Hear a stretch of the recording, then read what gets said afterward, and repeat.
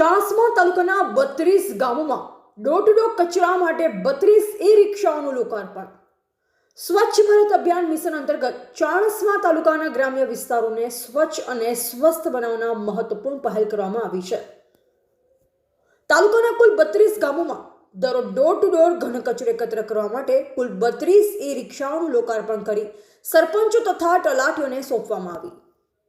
ગુરુવાર વહેલી સવારે ચાણસ્મા તાલુકાના પિંપળ ગામે યોજાયેલ લોકાર્પણ કાર્યક્રમમાં તાલુકા વિકાસ અધિકારી બેલાબેન પટેલ, તાલુકા પંચાયત પ્રમુખ પુષ્પાબેન પટેલ, ડેલિગેટ કૈલાસબેન પટેલ તથા માર્કેટયાર્ડ ચેરમેન દશરથભાઈ પટેલની ઉપસ્થિતિમાં 13 ઈ-રિક્ષાઓને લીલી ઝંડી આપી પ્રસ્થાન કરાવાયું. આ પ્રસંગે ટીડીઓ શ્રી દ્વારા તમામ તલાટી કમ મંત્રી અને સરપંચોને રોજબરોજ પોતાના ગામોમાં ઘન કચરાનું ડોર ટુ ડોર સંકલન કરી યોગ્ય નિકાલ કરવા સૂચના આપવામાં આવી હતી. તેમજ સ્વચ્છ ભારત મિશનને વધુ ગતિ આપવા આહવાન કરાયું.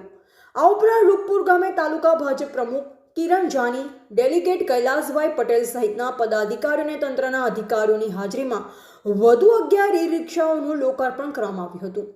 આ રીતે ચાણસ્મા તાલુકામાં કુલ 32 ઈ-રિક્ષાઓ ફળવાતા હવે તમામ ગામોમાં ઘન કચરાનું વ્યવસ્થિત સંકલન શક્ય બનશે, જે કારણે ગ્રામ્ય વિસ્તારોમાં સ્વચ્છતા વધશે અને સ્વચ્છ ગામ સ્વસ્થ ગામનું સ્વપ્ન સાકાર કરવાની દિશામાં મોટું પગલું ભરાયું છે. લોકાર્પણ કાર્યક્રમ દરમિયાન તંત્રના અધિકારીઓ, પદાધિકારીઓ તેમજ મોટી સંખ્યામાં ગ્રામજનો ઉપસ્થિત રહ્યા હતા.